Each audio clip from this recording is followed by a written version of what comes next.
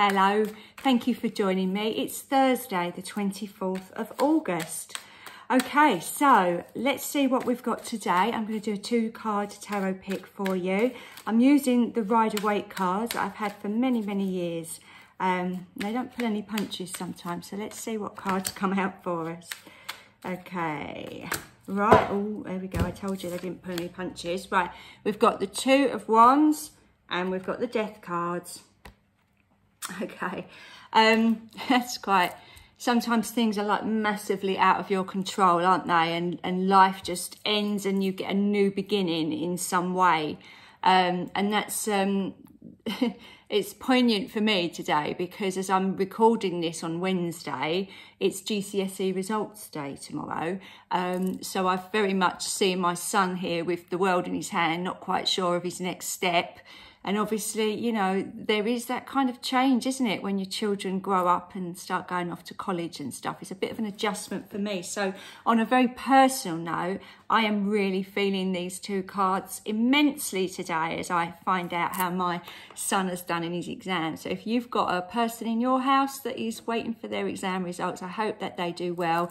And I hope that this transformation offered by the Death card isn't quite as worrying as some people make it seem. But that's the thing about life, isn't it? There are times in life when we are very much in control of when the changes take place. And then there's times in life when we have no control of when the changes takes place.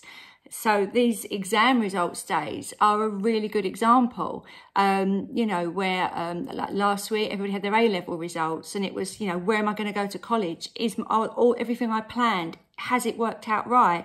It's that idea of feeling very small because life is coming in and plonking you where it plonks you and you have to just kind of go with it.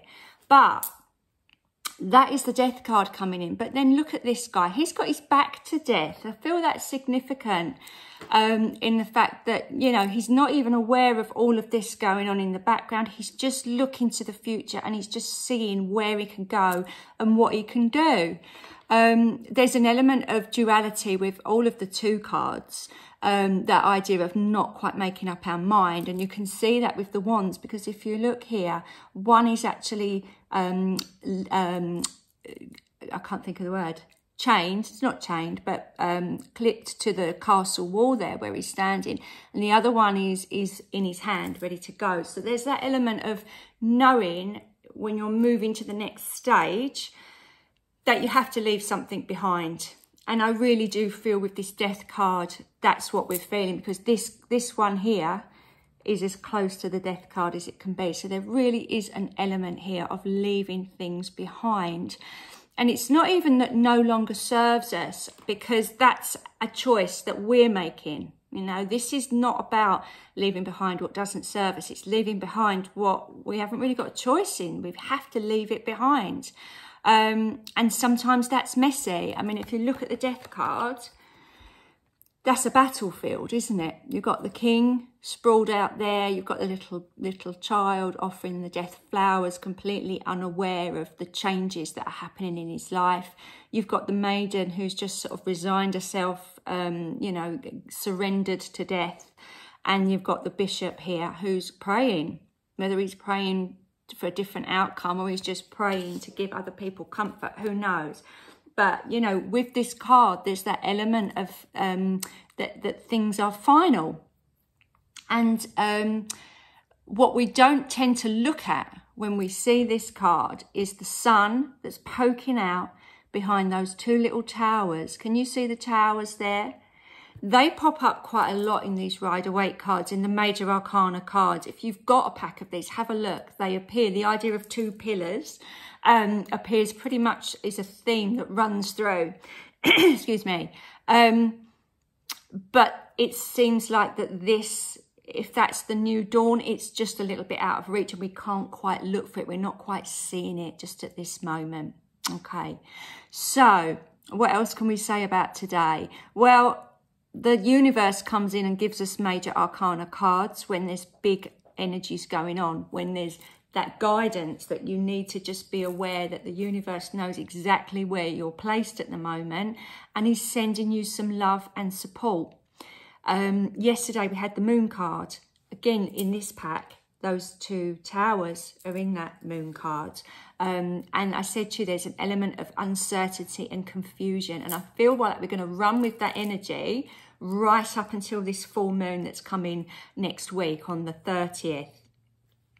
I also feel, do you remember yesterday, if you saw my cards yesterday, we talked about Mercury retrograde, which started yesterday, and there was this stampeding unicorns, which were denoting the 8 of Wands. And I said, you know, sometimes we just go against nature.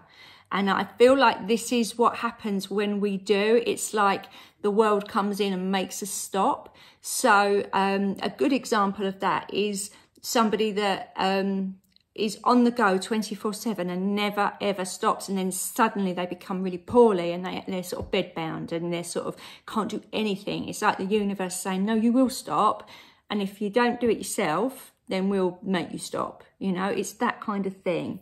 And I feel that this 2 of Wands energy here is reminding us to stop. This is a reminder that Mercury retrograde period is about looking at stuff in finer detail. This guy's looking at the whole world. You know, that's going to take some looking, isn't it? It's going to take a lot of examination. And he's seeing out as far as he can see to assess his options. So I feel like this is leading on very much from the idea that we're in Mercury retrograde now. And also we're in Virgo season. And, you know, if anyone knows a Virgo, they do like to sit and carefully, methodically plan and work everything out. And I'm saying that with affection because my partner is a Virgo. So the element of standing still and thinking about stuff is certainly very Virgo. So, and also quite a sensible thing to do when we are going through a retrograde, because it's almost like you have to second guess, you know, what might go wrong, like kind of risk assessments, just making sure that you've thought of everything. So that's a lovely Virgo energy that we can work with. Okay, just a little point on the Death card. People do fear it, but it is actually a positive card. You know, when we are thrown curveballs in our life, or when we have these unexpected endings or things happen, they are temporary and we do move through them. So, you know, it is just to say it's a part of life, isn't it? Death is a part of life, and that is something that we all have to just understand. But what we're being offered when it is shown in the tarot pack is transformation, a complete transformation of our lives to something that we can maybe evolve to our higher consciousness. And I do feel like this 2 of Wands guy isn't quite there yet. He's just at the point where he's just taking stock of what's happened and thinking of his next move. And that is perfect, because when we've got these really big energies coming in, we really don't want to be rushing and rushing and rushing and trying to pretend we're fine when maybe we're not fine, and we just need a little bit of time to work and process stuff in our thoughts and our emotions. Okay, so sending you all lots of love. If you have just recently subscribed to my channel, and I know some of you have come over from the Forever Conscious website, so thank you so much if you've joined me. Please leave me a comment, let me know where you are in the world. It's always nice to see. And I hope to see you again tomorrow. I do spirit animal cards tomorrow, so please do join me then for another reading. Have a wonderful day, whatever you're doing. Take care. Bye for now.